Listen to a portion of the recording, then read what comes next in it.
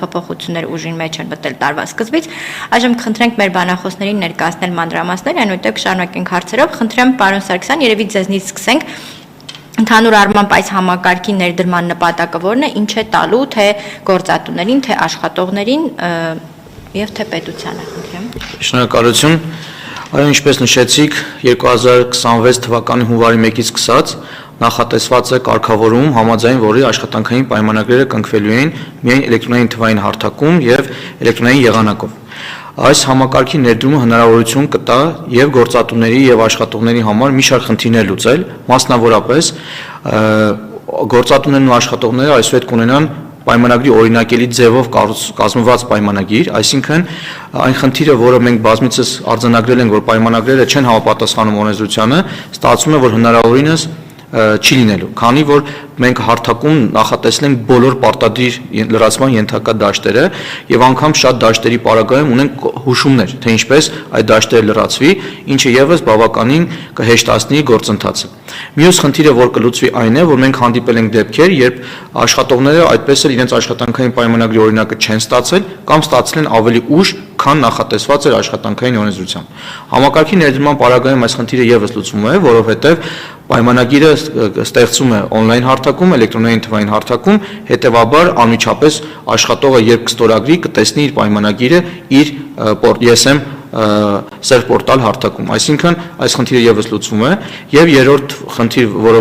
այսուհետ կարող է լուծվել, առանձնացնեմ, վերաբերում է տեսչական վերահսկողական մեխանիզմներին, որովհետեւ մենք կարողանալու ենք այդ երբ որ ստուգում կբացվի գործատուի մոտ աշխատանքային հարաբերությունների մասով, հնարավորություն կտրվի արդեն իսկ տեսնել միանգամից, թե ինչ պայմանագիր կա կողմերի միջև կնքված, այդ պայմանագրերը ինչ փոփոխություններ են կատարված եւ տվյալ պահին ինչ վիճակում է գտնվում իրենց հարաբերությունները, այսինքն այն իրականությունը, որ մենք որոշ դեպքերում ունեցել ենք, երբ որ ստուգումից առաջ հետին ամսաթվով համաձայնագրեր են պատրաստվել եւ դրանով փորձել են ցույց տան, որ խնդիր չկա, այս մասով եւս այլևս հնարավոր չի լինի նման բան իրականացնել։ Եվ նաեւ պետք է նշենք հետեւյալը, որ համակարգի ներդրմամբ մենք նաեւ կարող ենք փաստել, որ կլինի մեկ հնարավորություն նաև մեր աշխատողների կողմից, որ իրենք երբ որ իրենց պայմանագրեր, իրենց տարբեր տեղեր աշխատելու մասով ինֆորմացիա ուզենան ներկայացնեն որևիցե գործատուի, կկարողանան իրենց պայմանագրերը օրինակի համար տպեն եւ դա եւս ներկայացնեն, որովհետեւ սա համարվելու է որ պաշտոնական փաստաթուղթ, հետեւաբար կարող են նաև ներկայացնել դրանով իսկ փաստելով, որ իրենք այսքան տարիներ աշխատել են այսինչ գործատուի մոտ եւ ունեն այսքան տարիների ստաժ եւ այլն։ Սա եւս մեկ հնարավորություն է հավելյալ, որը կարող է օգտագործվել։ Շատ լավ, մինչ հիմնական դրույթները պարտադիր ձևաչափով հունվարի 1-ից ուժի մեջ մտնելը նաև կամավորության սկզբունքով էր արկա, տարեվերջին, մի քանի ամիս գործատուները հնարավորություն ունեին նոր աշխատանքի ընդունվողների պայմանագրերը կնքել այս նոր ձևաչափով, նոր գործիքակազմով։ Խնդրեմ Տիկին Պողոսյան, դուք ներկայացրեք, թե այս ընթացքում քանի գործատու է արդեն կնքել, համակարգը որքանով է աշխատել, խնդիրներ եղել են թե չեն եղել եւ արդյոք այս հունվարի 1-ից սպասվող հոսքին համակարգը պատրաստ է։ Շնորհակալություն։ Ինչպես արդեն նշվեց, մինչև 2026 թվականի հունվարի 1-ը համակարգը արդեն իսկ գործարկվել էր 2025 թվականի հոկտեմբեր ամսվանից ու գործատուները հնարավորություն են ունեցել կամավորության սկզբունքով ստեղծել էլեկտրոնային փաստաթղթեր։ Նշեմ, որ աշխատանքային պայմանագրերի թիվը կազմել է 433 աշխատանքային պայմանագիր կնքված եւ գործատուի եւ աշխատակցի կողմից եւ 1525 թվով աշխատանքային պայմանագիր ընդհանուր համակարգի կողմից է ստեղծվել, բայց դեռ ստորագրված չի եղել աշխատողի կողմից։ Համակարգը կարելի ասել ամբողջությամբ պատրաստ է ապահովելու աշխատանքային հարաբերությունների թվայնացումը եւ բոլոր էլեկտրոնային փաստաթղթերի կնքումն ու ստորագրման գործընթացը ապահովել եւ համակարգի լիարժեք, այսպես ասած, լիարժեք պատրաստ լինելու հետ կապված կարող եմ ասել, որ այո, համակարգը պատրաստ է։ Այս մասով եթե կարելի է կարճ լրացում, 433 պայմանագիրը, որ իմ գործընկերը նշեց, վերաբերում է ընդունվողներին, այսինքն մենք 25 թվականի ընթացքում չէինք կարող համակարգ մուտքագրել ընդունված աշխատողների պայմանագրերը։ Ընդունված աշխատողների պայմանագրերը հնարավոր է մուտքագրել այս տարվա հունվարի 1-ից սկսած, եւ այդ մասով մենք 1 տարի ժամանակ ենք նախատեսել մինչև 26 թվականի դեկտեմբերի 31-ը, նաև նշեմ, որ 25 թվականի դեկտեմբերի 25-ի կառավարության նիստով ընդունվեց նաև համապատասխան կառավարության որոշումը,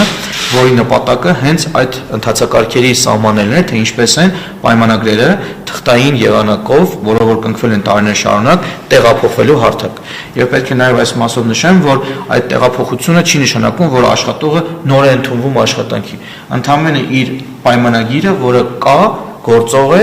տեղափոխվում է թվային հարթակ, որպեսզի մեր ամբողջական տեղեկատվությունը ունենանք եւ միասնական նույն ձևաչափով եւ ունենանք նույն մեկ հարթակի մեջ։ Այդ նպատակով նաև կա համապատասխան կառավարության որոշում, որը ինչպես նշեցի, մի քանի օր առաջ է ընդունվել։ Տիկին Պողոսյան, գործող աշխատողների պայմանագրերը նոր հարթակներ մուծելու հետ կապված, արդյոք առաջիկայում գործընթացն ավելի հեշտացնելու կամ դյուրացնելու համար գործիքներ կլինեն, թե արդեն գործատուները կամ հաշվապահները կարող են սկսել այդ գործընթացը։ Ներկայումս գործող աշխատանքային պայմանագրերի մուտքագրման հնարավորությունը արդեն առկա է, ինչ վերաբերվում է մեծ քանակով աշխատանքային պայմանագրերի մուտքագրմանը, այդ մասով կարող եմ ասել, որ առաջիկայում լինելու է Excel ձևաչափով ներմուծման հնարավորություն ու համապատասխան կոճակի միջոցով Excel ձևաչափը ներբեռնվում է, լրացվում են բոլոր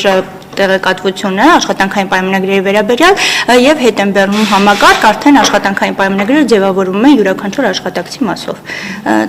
Այդ լավարկումը առաջիկայում սպասվում է։ Այսինքն, եթե հիմա քիչ թվով աշխատողների մասն է խոսքը, կարող են առանձին մուտքագրել, եթե մեծ թվով աշխատողների մասն է խոսքը, կարող են մի փոքր սպասել, մինչև այս հնարավորությունը կլինի։ Նաև այս մասով եւս մի հնարավորություն, որ եթե արդեն իսկ գործատուն ստեղծում է պայմանագիր համակարգում, կարող է մյուս աշխատողների մասով ի ստեղծած պայմանագրի հիման վրա փոփոխություններ կատարել։ Պայմանական, եթե ինքը արդեն իսկ հաշվապահ է ընդունել աշխատանքի եւ այդ հաշվապահի մասով ստեղծել է պայմանագիրը, եւս մեկ հաշվապահ է ընդունելու, ստացվում է գրեթե բոլոր դաշտերը միանման են լինել։ Ինքը մնում է փոխի անունը, ազգանունը, վարձատրությունը օրինակի համար, բայց այն հիմնական կարևոր կետերը արդեն իսկ ինքը կարող իր եղածի վրա աշխատելով անել։ Սա եւս մեկ հնարավորություն է, որը ճկունություն կհաղորդի, որ ամենին զրոյի չսկսեն անել։ Եվ նաեւ նշենք, որ գրանցման հայտերից էլ է հնարավոր լինելու պայմանագիր տեղափոխել տեղեկատվությունը։ Քանի որ ընդունված աշխատողների մասով արդեն իսկ կա պեկում գրանցման հայտեր, համակարգ այնպես է կառուցված, որ այդ գրանցման հայտի մեջի տեղեկատվությունը ինքնաշխատ եղանակով տեղափոխվի պայմանագիր։ Եվ մեր աշխատգործատուներին կմնա միայն համեմատել, թե գրանցման հայտի տեղեկատվությունը, որը տեղափոխվեց պայմանագիր, որքանով է համապատասխանում տվյալ պայն իրականությանը, նկատի ունեմ կարող լինեն դեպքեր, երբ որ պայմանագրի եւ գրանցման հայտի միջև առկա լինի անհամապատասխանություն տեղեկատվությունների մասով, կամ դիտարկեն, թե տեղափոխությունից հետո դեռ որ դաշտերն են բաց մնացել պայմանագրում եւ արդեն միայն գործատուները այդ բաց դաշտերը շարունակեն լրացնել։ Շատ լավ, այս ընթացքում Տիկին Պողոսյան, ովքեր որ պայմանագրերը կնքել են արդեն իսկ այս հարթակում, ձեր հորդորը խորհուրդը օրինակ այն գործատուներին եղած փորձից ելնելով, ինչի վրա ուշադրություն դարձնել, ինչ հարցեր են այս ընթացքում ավելի շատ բարձրաձայնել, որ կուզենայիք իրենք ուշադիր լինեն այդ հանգամանքով պայմանավորված։ Համակարգում որպես այդպիսին գլոբալ խնդիրներ չեն արձանագրվել, փոքրիկ տեխնիկական խնդիրներ եղել են այն մասով, որ նիշերի քանակ ավելացնել դաշտերի եւ այլն, հիմնականում համակարգը շատ պարզ ու հարմարավետ է ու նաեւ կան այն դաշտերը, որոնք որ պարտադիր լրացման են, այդ մասով նույնպես հուշում կա, թե որոնք են պարտադիր լրացման, համապատասխան դաշտերը թեկուզ եթե սխալ են լրացվում, հաղորդագրություններ են ցուցադրվում սխալի, ինչ պետք է ուղղել եւ կարծում եմ աշխատակիցների համար եւ նաեւ գործատուների համար առավել հարմարավետ է համակարգը այդ մասում։ Կա ինչ-որ հեռախոսահամար, որ դժվարությունների դեպքում կարողանան գործատուները կապ հաստատել հաշվապահների։ Հիմնականում հարցերը ստացվում են մեր թեժգից ու համապատասխան մասնագետներին կապում են, որպեսզի հարցերին տրվեն պատասխաններ։ Խոսքը պետեկամուտների կոմիտեի այո թեժգծի մասին է։ Շատ լավ, անցնենք քաղաքացիներին, ինչ ունեն անելու քաղաքացիները այս փուլում, խնդրեմ մանրամասնեք այն հատվածը, որ արդեն իսկ եկամուտների հայտարարման պայմանավորված քաղաքացիների զգալի հատվածը ինչ որ գործողություն արդեն արել է եւ այս պայմանագրերի մասով միգուցե նրանք էլ անելիք չունեն եւ որ մասը ունի անելիք, խնդրեմ։ Մեկ հետ եկեք ուղիղ կապակցենք, որովհետև նրանք ովքեր եկամուտների հայտարարում իրականացնեն, ընդհանրապես ստացվում է, որ ունեն էլեկտրոնային ստորագրություն։ Այդքանով իրենց գործը հեշտացել է։ Բայց աշխատանքային հարաբերությունների դաշտում իրենք նորից պետք է պայմանագիրը ստորագրեն, երկու տարբերակ կա, անձինք ովքեր նոր են ընդունվելու աշխատանքի եւ նրանք ովքեր ընդունված են աշխատանքի։ Նրանք ովքեր ընդունված են աշխատանքի, ընդհանրապես այս տարվա ընթացքում պետք է ինչ-որ մի օր գործատուի կողմից մուտքագրելուց հետո ստորագրեն իրենց պայմանագրերը։ Ընդհանրապես պետք է ստորագրեն։ Իսկ նրանք ովքեր ընդունվելու են աշխատանքի, բնականաբար պետք է 0-ից, ինչպես ասում են, ստեղծվի իրենց համար պայմանագիր եւ իրենք պետք է ստորագրեն այդ պայմանագիրը, որ դառնան աշխատող։ Եվ այդ դեպքում իրենք պետք է ստորագրեն այն օրը, որովանից հետո հաջորդ օրը պետք է գան աշխատանքի, որովհետեւ համակարգը կառուցված է այնպես, որ եթե աշխատողը պետք է ներկայանա աշխատանքի, առնվազն դրանից 1 օր առաջ պետք է պայմանագիրը ստորագրի։ Եվ նրանք, ովքեր արդեն իսկ ունեն էլեկտրոնային ստորագրություն, իրենց համար դա ավելի հեշտ կլինի, իսկ նրանք, ովքեր չունեն, նաև սա որպես խնդրանք հորդոր թող լինի, նրանք, ովքեր մտածում են, որ աշխատելու են, այսինքն ակտիվ են աշխատաշուկայում եւ այսօր չէ, բայց վաղ օրինակ համար պետք է այնուամենայնիվ աշխատեն, թող օր առաջ դիմեն էլեկտրոնային ստորագրություն ձեռք բերելու համար, որովհետև երբ որ արդեն կա պահը, որ իրենք ուզում են աշխատեն, միգուցե ստորագրություն չունենալը խոչընդոտի իրենց պայմանագիր կնքելուն։ Դրա համար շատ լավ կլինի, որ նրանք, ովքեր դեռ չունեն, ակտիվ այդ հարցով զբաղվեն, որ ընթացքում ունենան ստորագրություն, քանի որ դա միակ տարբերակն է աշխատող դառնալու համար։ Իհարկե կան որոշակի բացառություններ, բայց մենք քանի որ խոսում ենք ընդհանուր առմամբ, այլ որոշակի բացառությունների մասին այս բանը չենք քննարկում, մասնավորապես կան խմբեր, որոնք շարունակելու են այս համակարգից դուրս իրենց հարաբերությունները ծագացնել, օրինակի համար գաղտնի ծառայության աշխատողները եւ այլն, բայց ընդհանուր առմամբ այո, ստացվում է համակարգով է կնքվելու պայմանագրերը եւ անհրաժեշտ է ունենալ էլեկտրոնային ստորագրություն։ Շատ լավ, ես քաղաքացիներից մի քանի հարցեր եմ առանձնացրել, հա սոցիալական ցանցերում այս օրերին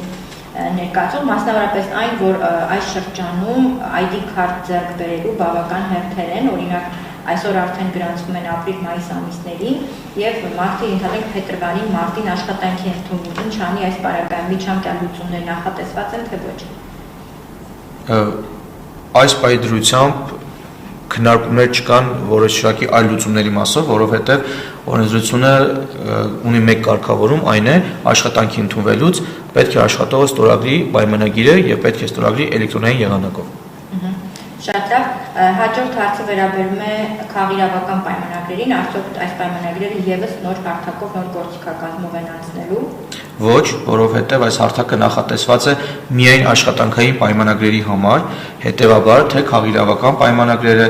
թե կամավոր աշխատանքի մասին պայմանագրերը, թե փորձնակի, թե աշակերտի, որևիցե պայմանագիր չի արտացոլվելու այս հարթակում։ Հարթակը միայն աշխատանքային պայմանագրերի համար է։ Շատ լավ։ Մյուս հարցը վերաբերում է այն օտարերկրացիներին, որոնք Հայաստանում են գտնվում եւ աշխատում են հայկական ընկերություններում, գործատուները այս պարագայում ինչ անեն, օտարերկրացիների պարագայում ինչ լուծումներ են նախատեսված։ Լուծումների մասով ասեմ հետեւյալը, օտարերկրացիները, ովքեր Հայաստանի Հանրապետության տարածքում են գտնվում, ընդհանրապես պետք է ձեռք բերեն MID, որը պետք է ընդհանրապես մոտենան իրենց օպերատորներից որևիցե մեկին եւ դիմեն MID ձեռք բերելու համար, եթե Հայաստանում օրինական կացության իրավունք ունեն։ Այսինքն իրենց մասով խնդիր առկա չէ։ Խնդիր կար, որը եւս լուծվել է 2020 թվականի դեկտեմբերի 25-ի դրությամբ, երբ որ ընդունվեց կառավարության համապատասխան որոշումը, որ ուժի մեջ է արդեն հունվարի 1-ից, խոսքը վերաբերում է ԵԱՏՄ քաղաքացիների, ԵԱՏՄ անդամ երկրների քաղաքացիներ, ովքեր Հայաստանի Հանրապետություն են տեղափոխվում աշխատելու համար, իրենց մասով եւս տվել են լուծում, որ եթե գործատուն ցանկանում է ԵԱՏՄ անդամ երկրներից աշխատող ընդունի աշխատանքի, ով Հայաստանի Հանրապետության տարածքում է գտնվելու եւ աշխատելու իր կազմակերպությունում, ստեղծում է աշխատանքային պայմանագիրը այդ հարթակում, որ on-line հարթակում, որի մասին մենք հիմա խոսում ենք, ստորագրում է գործատուն միայն եւ այդ պայմանագիրը համարվում է բավարար, որպեսզի միգրացիոն ծառայությունը տեսնելով հարթակում այդ պայմանագիրը, որը ստեղծել է գործատուն եւ ստորագրել է գործատուն, համարել է միգրացիոն ծառայությունը բավարար, որպեսզի տա կարգավիճակ ԵԱՏՄ անդամ երկրի քաղաքացուն, որ Հայաստանում օրինական բնակություն ունի։ Եվ այդ կարգավիճակի հիման վրա կարողանում են մոտենալ կրկին նշածս օպերատորներից որևիցե մեկին ձեռք բերելու համար MID, որից հետո արդեն կարողանա ստորագրի իր աշխատանքային պայմանագիրը։ Այսինքն ստացվում է, որ իրենց մասով եւս արդեն իսկ խնդիրը լուծված է, կարող են Հայաստանի Հանրապետության տարածքում աշխատել, ձեռք բերեն MID ստորագրություն, իդեպ նաև հապաղումը բացեմ ինչ ասել է MID ստորագրություն, MID ասելով մենք նկատի ենք ունենում, երբ որ ստորագրությունը դրվում է կարճ հաղորդագրության միջոցով, երբ հեռախոսին գալիս է նամակ, որ կոդ է հավաքում, ծանոթում, կոդ են հավաքում, այն կոդը, որը իրենք նախատեսնեն, եւ այդ հավաքելուց հետո փաստաթղթի տակը դրվում է էլեկտրոնային ստորագրությունը։ Բայց պետք է նաև նշեմ, որ համակարգը նախատեսված է երկու ստորագրության հնարավորություն նախ համակարգում, մեկը MID-ն է, ինչի մասին խոսեցինք օտարերկրացիների օրինակով, եւ երկրորդը ID-ն է, այսինքն երբ որ չիպային քարտով է արվում եւ սարքի մեջ է տեղադրվում ID-ն, այսինքն նույնականացման քարտը։ Հիմա օտարերկրացիները, որ գնան բջջային օպերատորի ընկերություն գրասենյակ եւ MID հարցում անեն, իրենց ID քարտի անհրաժեշտություն չունեն իրանք, ճիշտ է։ Իրենք ID քարտի անհրաժեշտություն չունեն, բայց ամեն դեպքում թող գնալուց առաջ միգրացիոն ծառայության հետ քննարկում ունենան, միգուցե փաստաթղթեր պետք է իրենց հետ վերցնեն, որ այդ գործընթացը արագ լինի եւ մի քանի անգամ չգնան, բայց ID այո պետք չէ։ Նույնականացման քարտի անհրաժեշտություն առկա չէ։ Տիկին Պողոսյան նշվեց, որ քաղաքացին իր աշխատանքի